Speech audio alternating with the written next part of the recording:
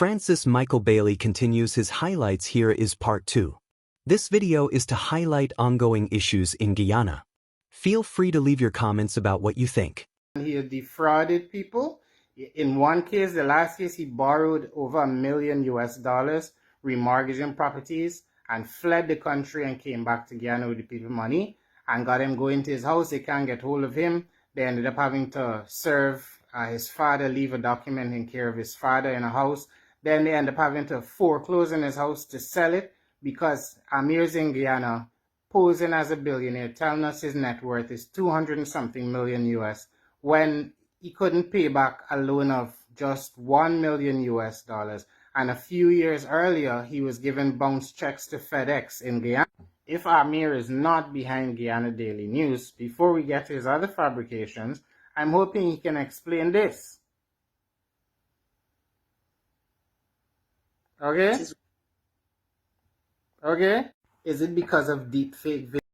What's up, guys? This is part 3 of the promised expose into the ways and means the PPP government and their agents have been trying to set up persons that they consider political threats like Azruddin Mohammed and fabricate evidence to try and link them to murder and sexual assault and other crimes.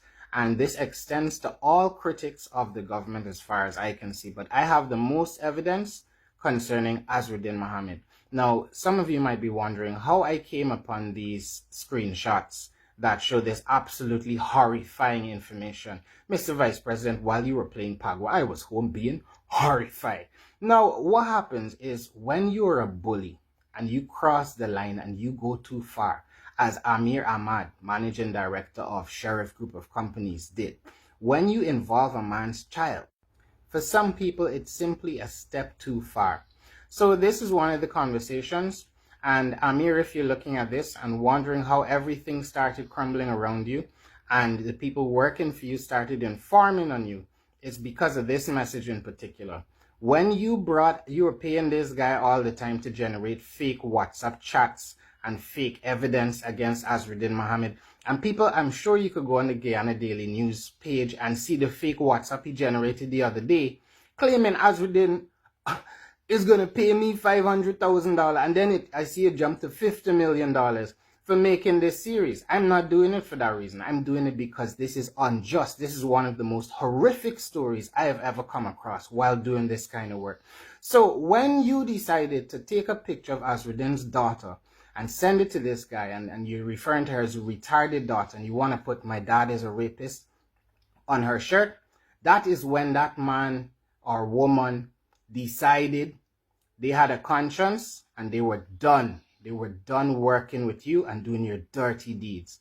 And they started informing on you. That is how I have all of this. And that's why I know 100% you're behind Guyana Daily News. So I hope people watch this video. I'm not going to say much because I have a long video for you ahead.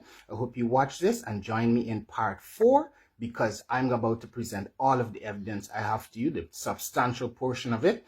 And we're going to talk, got screenshots. I know I told you I'll talk about the person that alleged Ameir tortured them. I have some screenshots in here. I'm going to do an interview with that gentleman. He's prepared to come forward. But I want you to look at this and look at the contrast between the images you'll see. You'll see screenshots from Ameir and this gentleman where he's requesting certain fabrications be made. And then you'll see direct posts on Guyana Daily News where posts of that nature are made. And in some instances, he's clearly trying to set him up, right? Let a man go down for things he actually did. Let him go down for things he actually did. I draw the line at fabricating evidence, and so should every one of you. Now, enjoy the rest of the video. I'm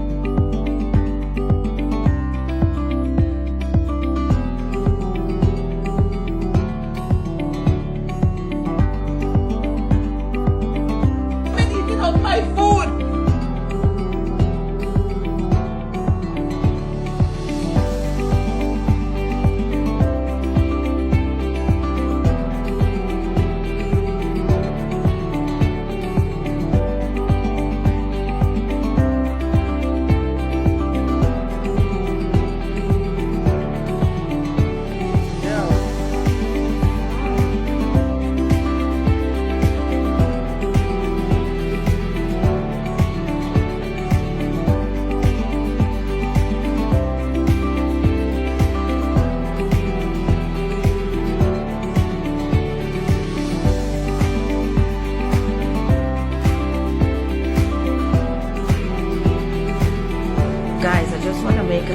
video. This is regarding the Mohammed's family in Guyana. Me, and I'm a fucking ripper.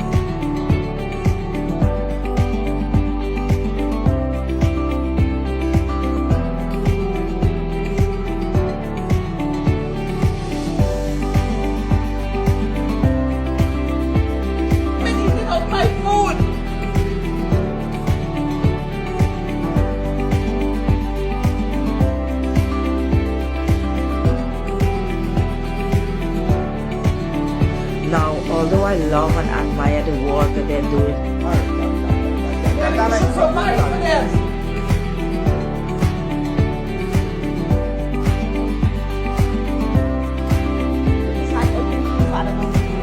so Well, maybe you should stop coming and eat like a fucking glutton pig. Alright, fine, don't insult.